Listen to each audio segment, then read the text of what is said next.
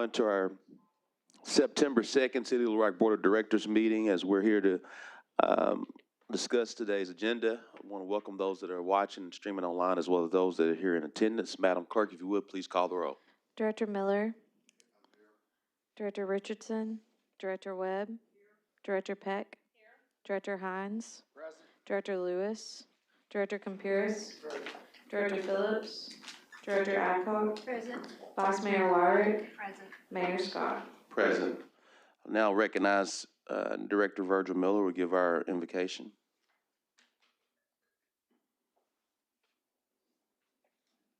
Thank you, Mayor. Will you all join me in a moment of silence as we prepare our hearts and minds for tonight's invocation?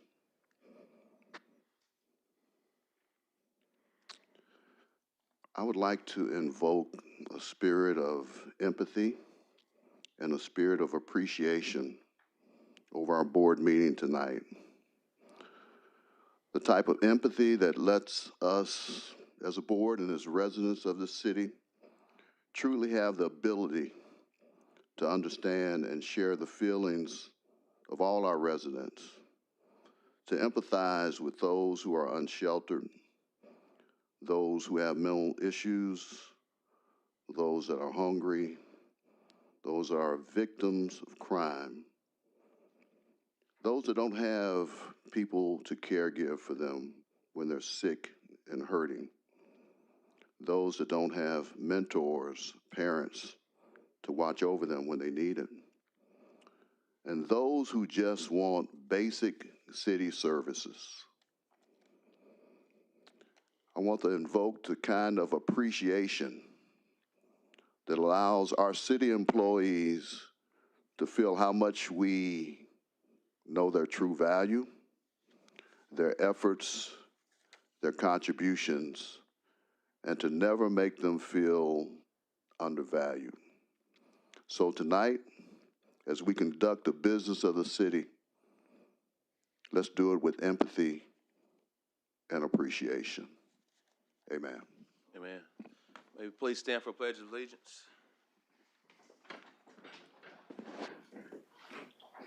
I pledge allegiance to the flag of the United States of America and to the republic for which it stands, one nation, under God, indivisible, with liberty and justice for all.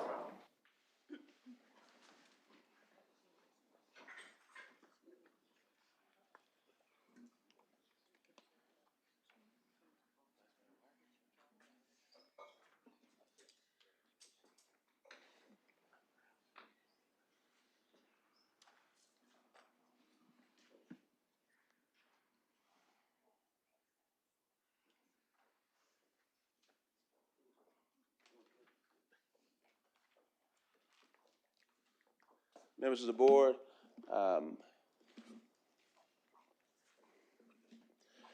we have two proclamations. One, I misplaced one of them, but it's being retrieved. So if I'm stalling a little bit, I'm waiting for the other one. But if not, we'll get back to business and come back to the other business because it's being retrieved because I made a careless mistake. That being said, we'll start. Oh, never mind. I'm making that one. All right. Sorry about that.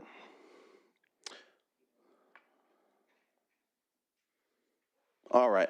This one as it relates to our dear friends, Big Brothers, Big Sisters, Lead City Director Antoine Phillips and myself, as well as Director Miller, have all been on the board at some point in time of Big Brothers, Big Sisters of Central Arkansas. Included all board members have been very supportive over the years. Whereas mentoring provides young people with guidance, support, and encouragement that can profoundly enhance their academic achievement, social development, and emotional well-being, helping them realize their fullest potential. And whereas for more than 50 years, Big Brothers Big Sisters of Central Arkansas has served youth in Little Rock and surrounding communities by fostering life-changing, professional, supported, one-on-one mentoring relationships. And whereas As whereas research demonstrates that youth with a dedicated mentor are more likely to excel in school, make positive life choices, avoid risky behaviors, and grow into thriving adults and future leaders of our community. And whereas many children and teens in Little Rock are currently waiting for a mentor, making increased awareness and volunteer recruitment essential to meeting the critical need. And whereas Big Brothers Big Sisters Month celebrates the mentors, bigs, who give their time, talents, and hearts to guide young people whilst honoring the littles whose resilience and potential inspire us all. And whereas the City of Little Rock recognizes the mentorship strengthens communities, reduces violence, enhances workforce readiness, and creates a brighter future for all residents.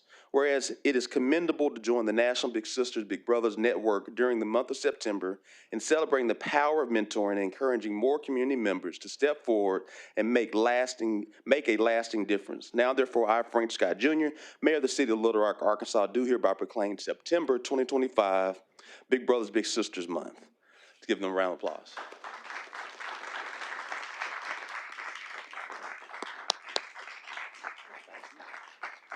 Thank you, Mayor Scott.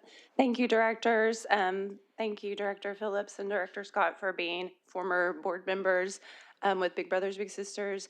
We appreciate this opportunity to join our national brothers and sisters to celebrate Big Brothers Big Sisters Month. As was detailed in the proclamation, we know that mentoring is very impactful. It's making an impact on our kids here in Little Rock as well as in other parts of the state. We definitely need more mentors, and so this is a way to highlight that, highlight the impact, and hopefully recruit more mentors. So we really appreciate the opportunity to have this month proclaimed Big Brothers Big Sisters Month. Thank you. Thank you. You want to take a photo? Oh, yeah. You getting enough? We'll do it like this. Thank you.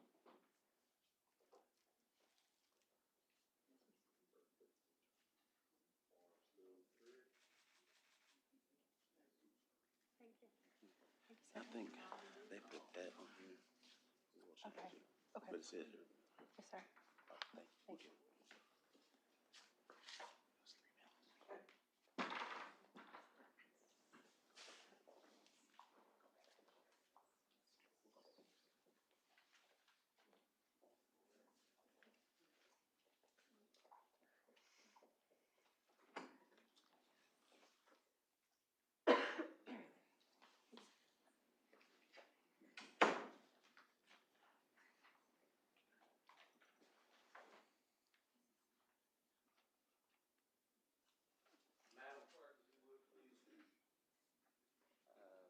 Read the consent agenda. We have two modifications. Oh. Board members, we have two modifications for today's agenda. Mayor, move to add M1 to the consent agenda and M2 to grouped items or separate if we don't have any grouped It's separate.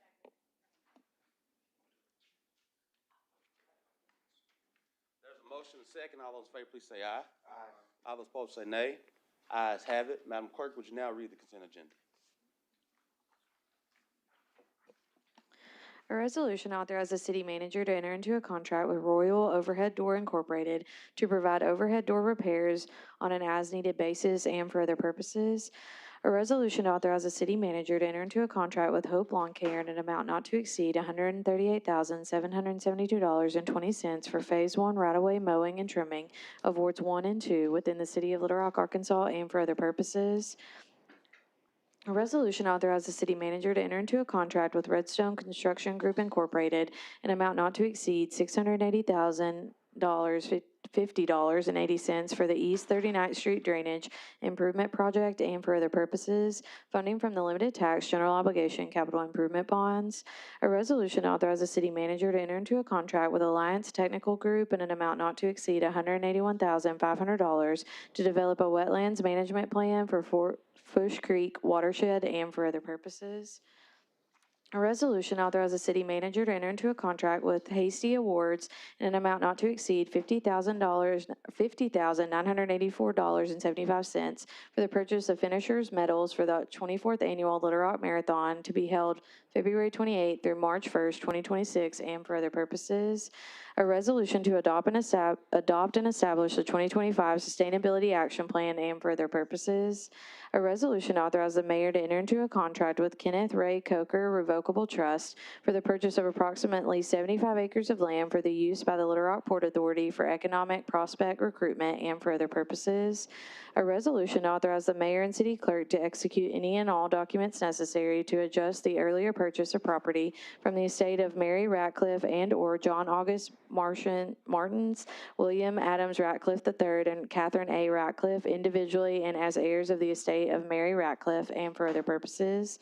A resolution authorized the mayor of the city of Little Rock to convey approximately 100 acres of land to the Federal Aviation Administration for the purpose of operating a Vor Cone facility and for other purposes. A resolution is set September 16th, 2025 as the date of hearing on an appeal of the Planning Commission's action to approve a conditional use permit to allow a multi-sectional manufactured home on the R2 zone property located in the 800 block of Bunch Road, Little Rock, Arkansas, and for other purposes. A resolution authorizes the city manager to enter into a 5-year enterprise license agreement with SHI Incorporated in an amount not to exceed $590,362.55 plus applicable taxes and fees for VMware service support, maintenance, and licensing and for other purposes. That concludes the consent agenda. There's a motion. Is there a second? Second. All those in favor, please say aye. All those opposed say nay. Ayes have it. Members of the board, we'll do a quick pivot before we go to citizens communication and the remaining items of the agenda to recognize a day of goodness. Whereas for 30 years, Goodness Village has been a beacon of hope, providing a home away from home for patients and families traveling to Little Rock for medical treatment, offering comfort and support during some of life's most difficult moments. And whereas in 2024, Goodness Village served more than 400 guests from across Arkansas and around the world, providing 6,310 deeply discounted nights of rest and recovery, with the average stay lasting 30 days. And Goodness Village partners with all local hospitals and welcomes both inpatient and outpatient guests, offering flexible reservations that meet the diverse needs of families facing medical challenges. And whereas families staying at the Goodness Village are able to remain together, preparing their own meals, doing their own laundry, and enjoying private, fully furnished apartments that feel like a true home away from home. And whereas the dedicated volunteers and staff of Goodness Village deliver meals, holiday treats, birthday surprises, and ongoing support to ensure every guest feels welcome, valued, and cared for throughout their stay. And whereas guests consistently share that Goodness Village is more than just a place to stay, it is a community that feels like family, spreading goodness each day and uplifting those in need. Now, therefore, I, Frank Scott Jr., Mayor of the City of Little Rock, Arkansas, do hereby proclaim September 30th, 2025, a day of goodness. Give them a round of applause.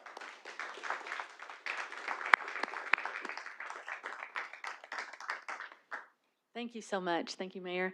What an honor it is to be here today. This is our second time that we have had the honor of coming before the City Board.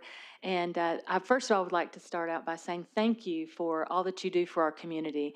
You all have a hard spot, and you all are working very hard, and I appreciate all that you do for our city. And 30 years, that's a long time. And so I've dedicated 15 years of my life, lost both of my grandmothers to blood cancer, and to be working on the front line with such an incredible team. We pour into these patients and families who are coming from all over the world.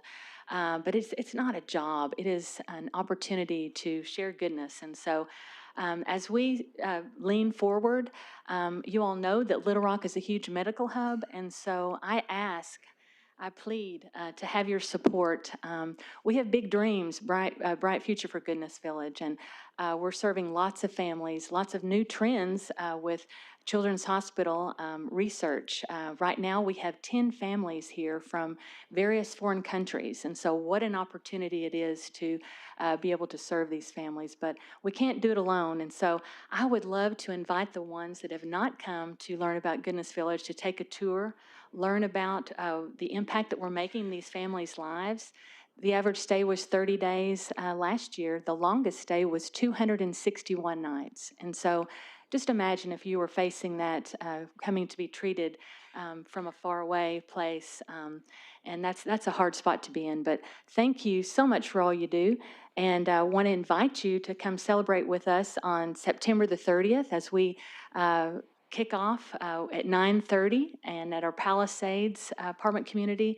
And we'll have tours all day long. We've got several different community partners that will be doing volunteer opportunities. And then we have a sold-out event, folks. This is just our second event that we've ever had. And so got 281 seats filled, but we're having some shakeouts. So if y'all are interested in joining us, feel free to check us out and that. But thank you for the opportunity to come and share. And it means so much to me and so much to our staff. And thank you very much.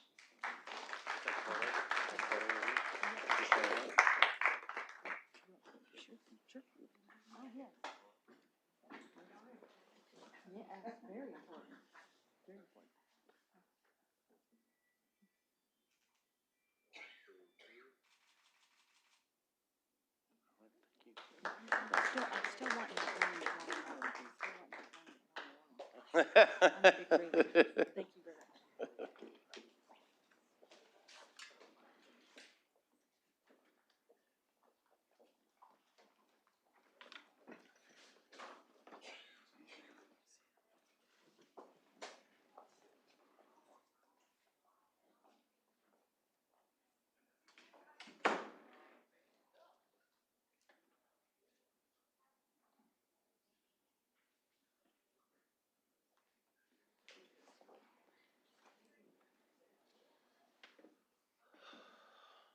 All right, members of the city board, we'll go to our citizens communication.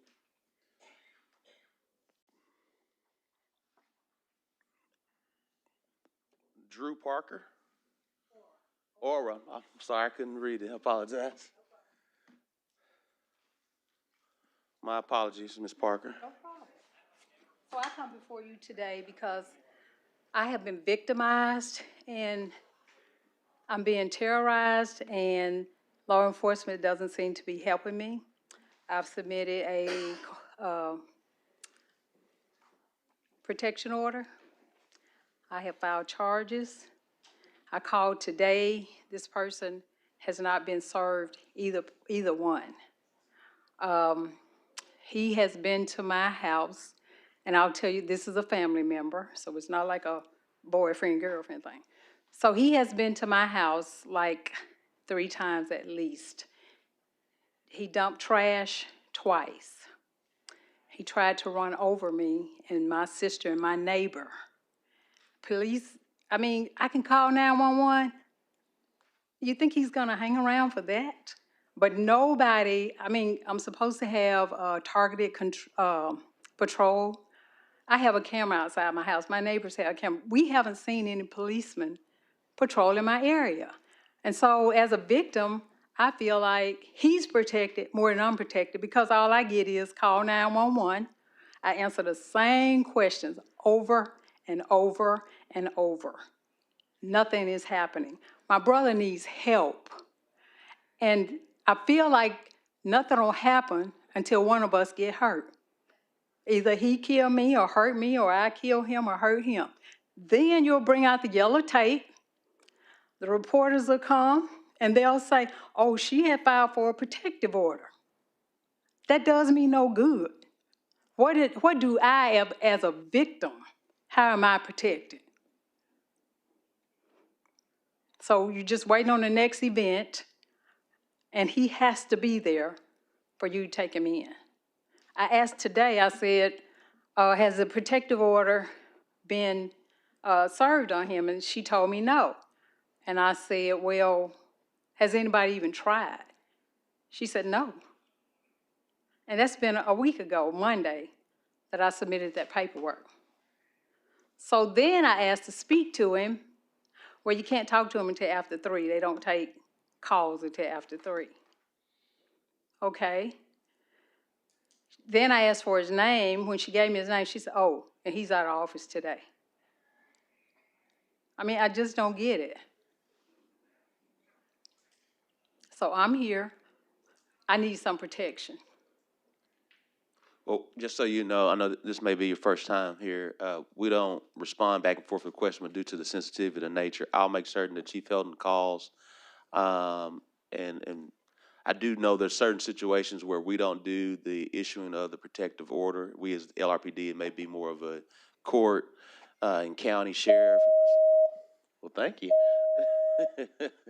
Court or county sheriff situation. So there is a difference in who handles that. That's not necessarily LRPD. I'm just trying any But avenue I can. I'll make sure that. I'm a prisoner in my house. Yes, ma'am. I'll make sure that the chief calls and tries to help coordinate some of that. I appreciate it. Yes, ma'am. Thank you.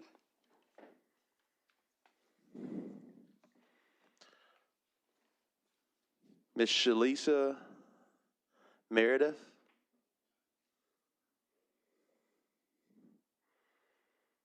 Shalisa Meredith. Shalisa Meredith. All right, just making sure. Shalisa Harris. Look, another email is different. All right. Madam Clerk, if you'll read the separate item. An ordinance to repeal the City of Little Rock's planning jurisdiction in the unincorporated areas of Pulaski County in compliance with Act 314 of 2025, to amend ordinances and the city code provisions accordingly and for other purposes. First reading.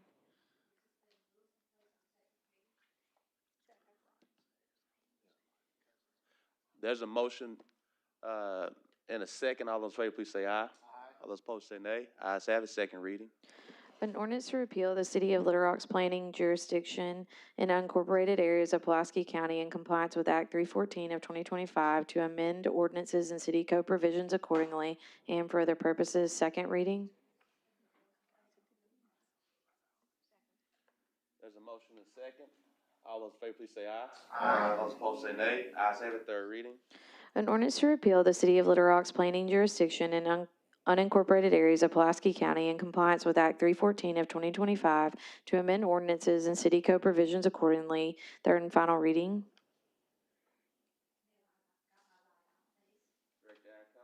Yes, I would like for Mr. Jordan to explain to us what this means, and I have a question.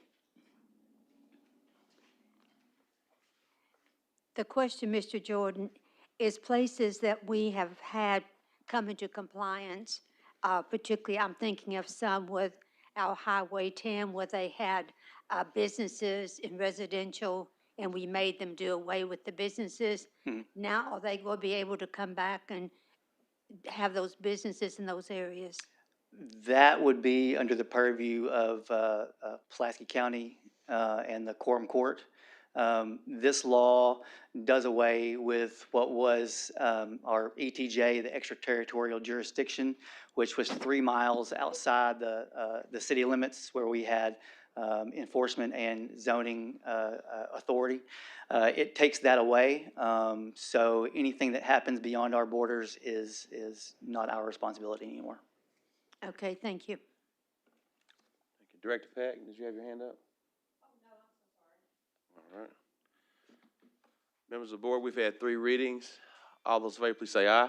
Aye. All those opposed say nay. Ayes have it. Madam Clerk, if you read M2. An ordinance to declare it impractical and unfeasible to bid, to authorize the city manager to enter into a contract with Cohen Frey, PC, 32 Parking Plaza, Ardmore, Pennsylvania, as set forth below, to assist in the presentation of evidence, trial, and preparation for trial in the City of Little Rock versus Marquette Transportation Company Gulf Inland, LLC, ETAL number 423-CV-00831-BSM, to declare an emergency and for other purposes. First reading. Move to suspend the rules and place on second reading. There's a motion and a second. All those in favor, please say aye. Aye. All those opposed say nay. Ayes have it. Second reading.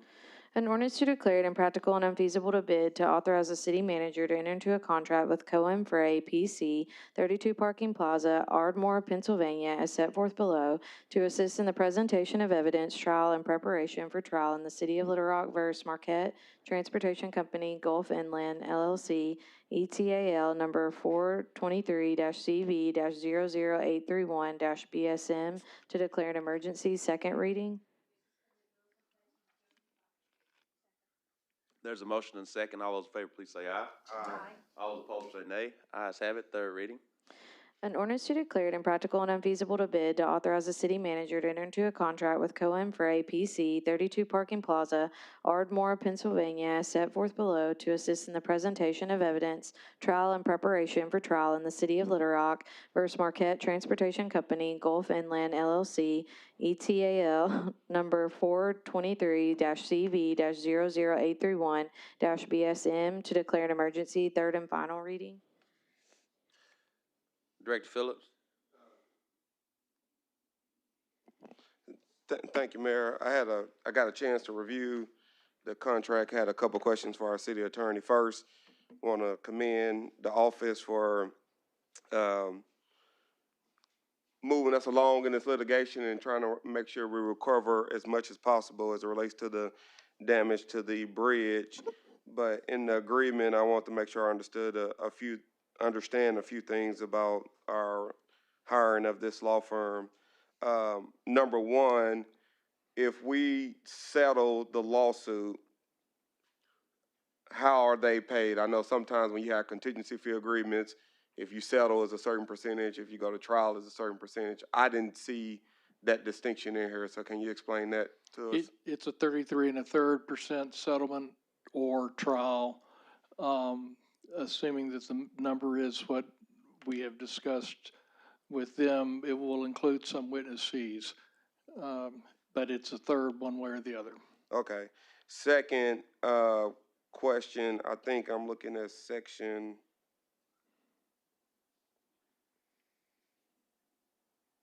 3. It seems like theoretically, and I know this is not possible and not likely, I shouldn't say not possible, and definitely not what we want, but theoretically, we could recover less than what we owe them, and they would get paid before we recover anything in that situation. Do I read the agreement correctly? It will basically depend on when it happens. If it happens at trial and we've had to have witnesses come in, and we get a verdict that is less than what we anticipate, we would be paying those witnesses before we got any money out of that. But the whole reason that we've asked to do this is that we feel our best chance to get more than what we have been hearing is to have a firm that's got this expertise and in this case has done with this particular defendant before. Yeah, and I understand that, and I'm supportive of it generally. I just want to make sure I understand specific. And then lastly, the governing law, it says Pennsylvania. Why wouldn't we have Arkansas law govern this contract in the event we have an issue with the hired law firm? Well, the short and true answer is I didn't catch that, but so I'm good with this, city attorney, but I would like for our governing agreement to be governed by Arkansas law. So I can would you too, make that? and we will bring that up with them before we actually execute the contract. Okay. Thank you, city attorney. That's all I had, Mayor. All right. All those in favor, please say aye. Aye. Director Miller? I'm sorry. No, you're fine. I just want to make sure the remarks that Director Phillips made about the contract is what we're taking action on? Yes. Okay, all right. All those in favor? Well, you're voting on the ordinance and before the thing is signed, it says in the section that it would be a contract substantially like Exhibit A. We will tell them that we need to sign that subject to Arkansas law, and think that will not be a problem. Okay, so that's what we're voting on. Right. Okay, thank you. All those in favor, please say aye. Aye. All those opposed, say nay. Ayes have it. There's also an emergency clause. All those in favor, please say aye. Aye. All those opposed, say nay. Ayes have it. Director Phillips, your hand still up? Yeah, if we're done with that, I had a different Yes. item. Thank you, Mayor. I know we have a constituent with us today, and I know she was concerned about what happened with the ADU. I know there were some meetings after we voted last week, so if Director Jordan can give us an update on how those meetings went as it relates to our ordinance related to the ADUs. Yes, sir. Thank you very much for the question, Director Phillips. So you all know that in July, we started a community education process related to the new ADU law. During that time, we started a survey. We had a survey put out and had maybe 250, 300 participants in that. We had 2 community focus groups, and then we had a larger, after the ordinance was passed, and we had a larger community meeting that was held on August 25th, 6 o'clock at UALR Reynolds Center for Business and Economic Development. During that meeting, there were 17 attendees there. 93% of those were resident homeowners, which represented 12 neighborhoods. During that meeting, they addressed emergency response. Residents were concerned about how emergency responders may be able to access, especially those ADUs that are behind the property that are detached. Pre-approved design, so if there were a design standard that we could come up with that someone could just say, hey, I would like A, B, or C. It may make the process go a little bit better. We discussed that as well. The permitting process, maybe going through a checklist on what all that means. Additional ordinance education, so just, calling our staff can come out to any neighborhood association meeting as we normally would, and we can talk about the new ADU law if needed. They asked for these to be bilingual as well in documents in Spanish related to the ADU law, and we discussed future amendments and what that would look like.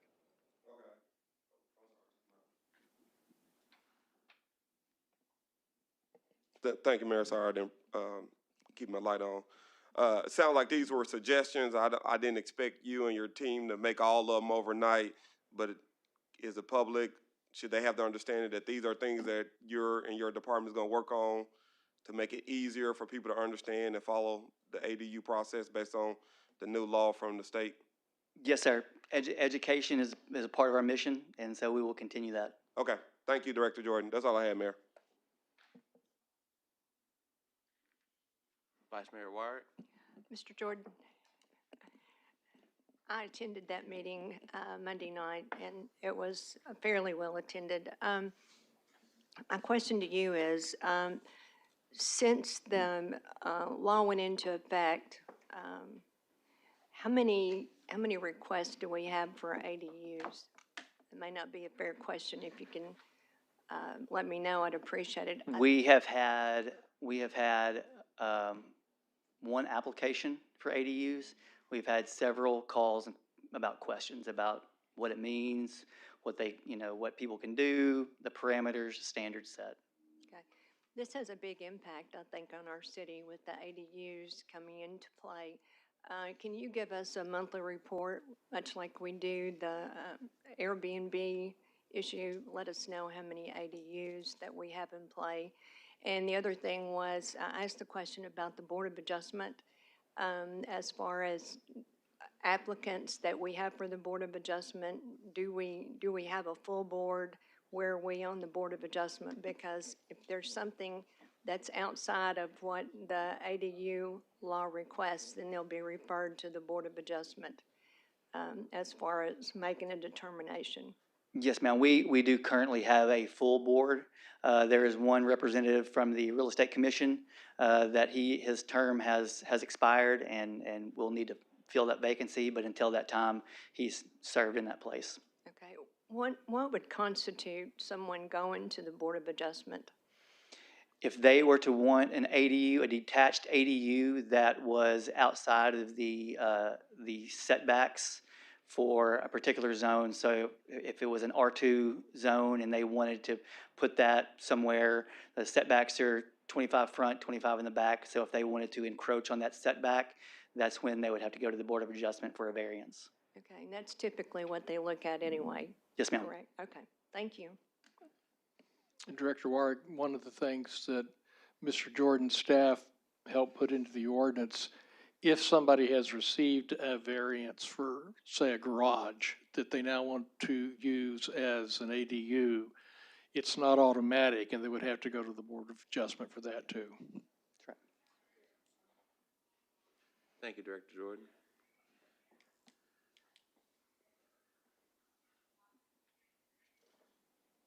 Director Phillips?